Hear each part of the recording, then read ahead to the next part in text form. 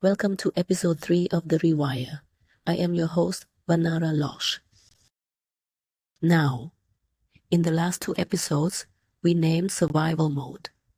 We mapped the 6 cycles running underneath most of our daily life. And today we stay in the diagnosis a little longer, because naming a pattern is not enough to change it. What creates the real decision to change is feeling, honestly and completely, what staying in that pattern is actually costing you. Not in theory, not in the future. Right now, today, in your relationships, in your body, in the life you are building, in the person you are becoming. Now, I want to be honest about something. This episode is not comfortable. I am not going to motivate you or tell you that everything is going to be fine. Because sometimes the most honest thing I can do is sit with you in the truth of what this costs. And trust that you are strong enough to hear it. And here is what I know. The people who change, really change, are not the ones who found better tactics. They are the ones who reached a moment where they said, I cannot afford to stay here anymore. That moment is what this episode is for. Now, survival mode has 4 costs, and most people only feel one of them until it is too late. Let us go through each one honestly. The first cost is your relationships, the people closest to you. When you are in survival mode, you react before you think. You snap, you shut down, you blame. Not because you are a bad person, because your nervous system is running a threat response in a situation that is actually safe. But the people on the receiving end do not know that. They experience it as you, as who you are, and over time, they begin to keep a distance, or they stop telling you things, or they start walking on eggshells around you, and you feel it. You feel the distance, but you do not always know why it is there. For me, the cause I felt most deeply was not physical exhaustion. It was not the workload. It was the way I was perceived, as a colleague, as a friend, as a mother. I did not like my own reactions. I would react in a way that I knew, even as it was happening, did not reflect who I wanted to be. And then I would carry the weight of that, the shame of it, long after the moment had passed. And what that cost me was the version of myself I wanted people to see, the version I knew existed inside me. The gap between who I was reacting as and who I actually was, that gap was the most painful cost of all. And here is what science says. A study published in the Journal of Family Psychology found that parental stress directly impacts the emotional security of children, not through dramatic events, but through the accumulation of small daily reactive moments. The tone of voice, the impatience, the distraction, children absorb all of it, day by day. And so survival mode does not just cost you your relationships, it shapes the nervous system of the people you love most. The second cost is your body, and this is the one most people ignore the longest. Chronic stress keeps cortisol elevated, and cortisol, when elevated over months and years, suppresses the immune system, disrupts sleep, interferes with hormonal balance, creates inflammation, accelerates aging at the cellular level. Your body keeps score. It does not forget what the mind chooses to push through, and eventually, it stops asking politely. Let me share something personal with you. For years, I ignored my body. Not dramatically, just consistently. I would feel the tiredness and push through. Feel the tension and add another task. Feel the depletion and tell myself I would rest when I was finished. But here is the thing. I was never finished, because the finish line kept moving. That is what the energetic cycle does. It convinces you that rest is a reward you have not yet earned. Until 2025, when the body stopped waiting for permission. The sleep deprivation, the exhaustion, the relentless multitasking, it all compounded into a state I could not push through anymore. My body made the decision my mind refused to make. And what that taught me was this: the body is not the enemy, the body is the messenger. And when we keep ignoring the message, it gets louder. Until one day, it becomes impossible to ignore. Now science gives us a very clear picture of this. Chronic cortisol elevation, the kind that comes from sustained survival mode, has been linked to increased risk of cardiovascular disease, autoimmune conditions, digestive disorders, and accelerated cellular aging. A landmark study by Dr. Elisa Appel at the University of California found that chronic psychological stress measurably shortens telomeres, the protective caps on our DNA that determine how fast we age at the cellular level. And so survival mode is not just an emotional experience, it is a biological one. The body is living it, whether the mind acknowledges it or not. The third cost is perhaps the most invisible one. It is the cost to your purpose, to what you are actually here to do. When the nervous system is in survival mode, it cannot access the prefrontal cortex fully. And the prefrontal cortex is where your capacity for vision, creativity, long-term thinking, and inspired action lives. In survival mode, you are too busy managing the present to create the future. You postpone the dream. You tell yourself, when things settle down, I will start. When I am less busy, when I have more money, when I am more ready.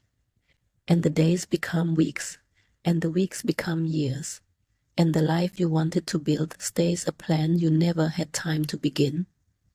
When I was working in France, I stayed for years in a career that was not my purpose. Software development.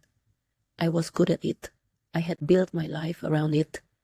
And I told myself I had no other choice, that I did not know anything else, that this was simply what my life was. But here is the truth. That was survival mode talking, not wisdom, not self-knowledge, fear. The fear of the unknown disguised as practicality. I did not know I was in survival mode. I only had the language for it later. When I came back to Cambodia, when I found Tony Robbins, when RPM gave me a framework for understanding what I had been living. And I remember one specific moment, I asked Tony AI, how does Tony Robbins run multiple companies without burning out? That question was not just curiosity. That was a crack, a small honest admission that the way I was living was not sustainable, that there had to be another way. And slowly, I began to study how he lived, how he designed his energy, how he moved from survival to creation. And that is when everything began to shift. Not overnight, step by step. The fourth cost is the deepest one. It is the cost to your sense of self, to who you believe you are. When you live in survival mode long enough, you begin to confuse the pattern with the person. The reactivity becomes your personality. The exhaustion becomes your identity. The limitations you accepted out of fear become the walls of your world. And slowly, without realizing it, you stop asking who you want to become. Because the survival cycle keeps you so busy managing who you are right now that there is no space left for who you could be. You do not lose yourself all at once. You lose yourself slowly, one suppressed emotion at a time, one postponed dream at a time, one reaction you did not choose at a time. Now, I want to bring some science to this, because what I just described is not just a personal experience, it is a measurable biological reality. Now, science gives us a term for the cumulative cost of chronic stress. It is called allostatic load.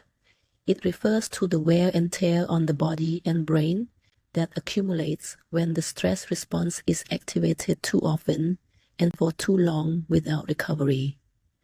High allostatic load has been linked to accelerated cognitive decline, increased risk of depression and anxiety, impaired immune function, and reduced capacity for emotional regulation. In simple terms, the longer you stay in survival mode, the harder it becomes to get out. The system becomes less resilient, not more. And here is what science says about the brain specifically.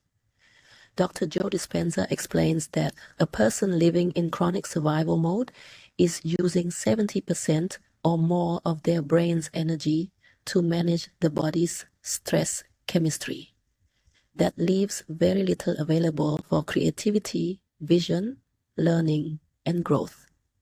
You are not failing to create the life you want because you lack talent or discipline. You are failing because your brain is too busy surviving to have energy left for creating. And so this is the cost that most people never name. Not just the relationships, the body, the purpose, but the biological capacity to imagine and build something different. Survival mode does not just make life hard. It makes change feel impossible. Because the very neural resources required for change are the ones being consumed by the stress response. And that is why willpower alone never works. You cannot think your way out of a state your body is living in. Now, I want to tell you what happened when I finally understood all of this. When the name arrived for what I had been living. When I came back to Cambodia. When I found Tony Robbins. When RPM gave me a framework, and Dispenza gave me the science, and Eckhart Tolle gave me the stillness. Something happened that I did not expect. I was not just informed. I was not just motivated. I did not just learn something new. It felt like I was awoken. Like something that had been running in the dark was suddenly visible. Like I had been living inside a story I never chose, and for the first time I could see the edges of it. And that is the moment everything becomes possible. Not when you fix yourself, not when you become someone new overnight, but when you see clearly, for the first time, what has been running your life without your permission. That seeing, that awakening, is the beginning of Rewired. And I want to be honest with you, that moment does not always arrive as a dramatic breakthrough. Sometimes it arrives quietly, as a question you ask an AI at 2 a.m., as a book someone recommends, as a podcast episode you almost did not listen to. Sometimes it arrives as this episode, right now, in whatever ordinary moment you are sitting in. And here is what I know. If something in you recognized itself in the last 3 episodes, if something in you felt seen or uncomfortable or quietly said yes, that recognition is not an accident. That is awareness arriving. And awareness, as we have said from the very beginning, is where every rewire begins. Now, before we close, I want to give you something to do. As always, not just something to think about, something to do. I want you to take out a piece of paper or open your notes, and I want you to answer one question honestly. What is survival mode costing you right now? Not in general, specifically, one relationship, one area of your body, one dream you keep postponing, one version of yourself you have not yet allowed to exist. Write it down, by hand if you can. One sentence, specific and honest. And then, Underneath it, write this: I see this now. I am no longer willing to pay this price. I am ready to rewire. And that is a decision, a real one, not a wish, not a hope, a decision. And here is what I know about decisions. The moment you make one clearly and completely, the nervous system begins to reorganize around it, step by step, day by day. 4 costs, 4 areas of your life where survival mode extracts a price you did not consciously agree to pay. Your relationships, your body, your purpose, your identity, and now you see them clearly, honestly, without judgment. Now next week everything shifts, because once you see what survival mode costs, the next question is not how do I fix my habits, or how do I be more disciplined. The next question is, who do I need to become so that this is no longer my story? And that question takes us into the most important episode of this series. Episode 4, Identity as the Foundation. Why nothing changes. Not the habits, not the tactics, not the tools. Until you change who you believe you are at the deepest level. And I promise you, it will be worth the wait.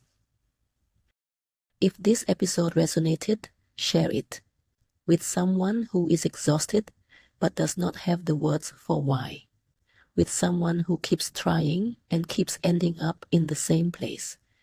Sometimes the most generous thing we can do is hand someone the language for what they are living. Everything we talk about on this podcast lives deeper inside Rewired, the community, the workbooks, the daily practices. You will find it at school.com/rewired-8276. The link is in the show notes. I am Vanara. This is The Rewire. Stop reacting to life. Start creating it. I will see you next week.